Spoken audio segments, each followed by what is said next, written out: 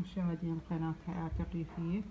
هاي عندي ذني هسه، ذني العزقات انا فشقتهن، ذني تشوفونهن شلون ناعمات ومنقعتهن بالماي حتى اشتغل بيهن.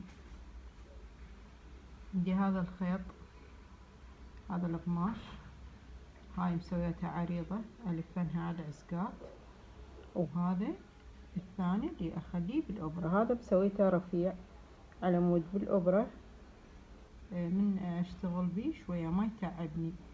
فهذني اللي جاي اشتغل بيهن السلة، ومثل ما طلبتن انا منزلتها كم مرة لكم مشاهدين قناة حياة الريفية، هواي منزلتها بس على الطلب لان قالن شوية عندنا صعوبة بيهن، فهاي راح انزلها هسه اعيدنها لكم من جديد، وان شاء الله يا ربي تكون الفكرة سهلة عليكن وتعرفونها. هسه ذني العزقات عندي اللي حابين يتعلمون هذين العزقات، وهاي الوصلة العريضة شلون اشتغلها. هاي الفنها عليها، بدي هسه الفنها. هاي بالبداية لفة وبعدين ارجع اطبق هذه حتى اشتغلها دائرة. عندي هذا ازرف بيها لين حتى شوية بالابرة ما تعبني. هاي هسه هذا الخيط الرفيع اللي قلت لكم عليه،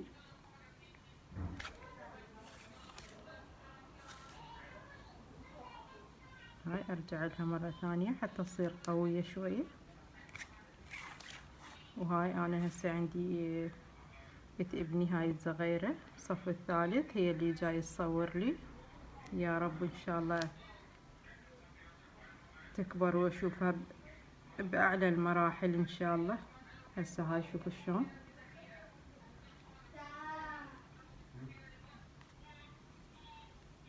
هاي هسه شوفوا شلون افتريت.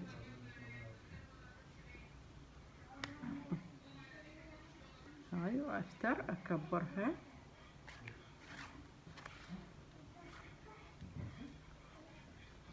هسه هاي راح افتر بيها وافتر بيها الى ان تكبر.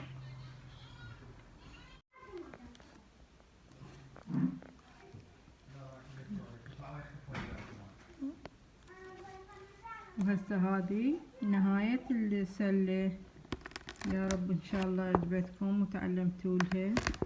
هسه اني اخر مرحلة بعد بقت علي بس الايدين مالتها ان شاء الله اسويها وتشوفونها.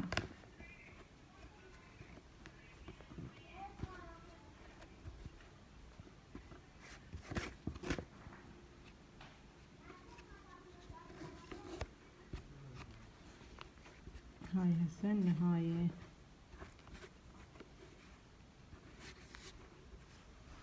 الحمد لله والشكر.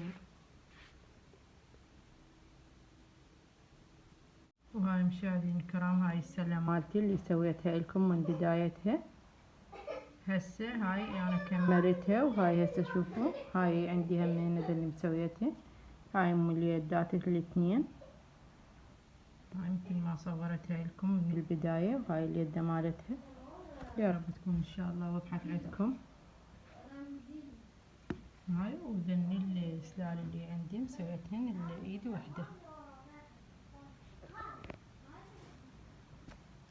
هاي هسه ايد وحده مسويتها مو اثنين. الوان حلوة تفتح النفس دولي. انا دائما انشرهن، اسويهن وانشرهن. وهسه ذني هاي شوفوا جاي تشوفونهن، ذني هسه كملتهن، وشغلة بسيطة ان شاء الله تكون سهلة عليكم ما بيها صعوبة. والسلام عليكم ورحمة الله وبركاته.